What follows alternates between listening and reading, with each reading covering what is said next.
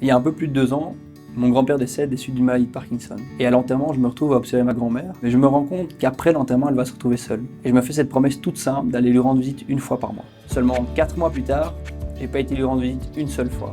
Alors oui, j'ai plein d'excuses, le boulot, j'ai pas le temps, le sport. Mais la réalité est là, et il faut que j'agisse. En voyage à ce moment-là, je décide avec mon épouse de prendre plein de photos, et on en sélectionne 3, et on les envoie sous forme de carte postale à ma grand-mère. En rentrant en Belgique, je vais lui rendre visite, et je remarque que les 3 cartes postales sont sur son frigo. Petite parenthèse, je vous explique. Avant, les discussions avec ma grand-mère, ça pouvait ressembler à ça.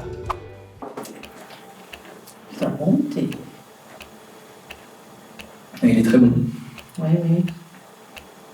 Mais là, c'était différent.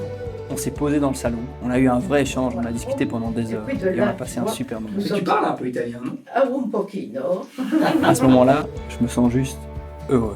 Le soir même, je suis dans le canapé, je traîne sur les réseaux sociaux. Et après 5 minutes, j'ai vu ma sœur à Hong Kong, mon petit frère en tenue d'infirmier, un cousin au départ d'une course, plein de contenu, mais la personne qui en a le plus besoin, elle n'y a pas accès. C'est là que tout a commencé. J'ai décidé de récolter les photos de ma famille sur les réseaux sociaux. D'autres m'en ont envoyé par mail ou par WhatsApp. Et moi, je faisais des simples print screens que je collais dans un Word pour l'envoyer sous forme de journal à ma grand-mère.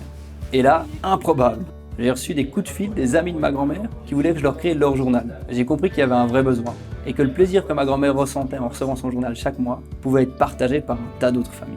Voilà, My Tribu News, c'est une histoire de famille en fait. Et aujourd'hui, c'est votre histoire qu'on vous propose de partager.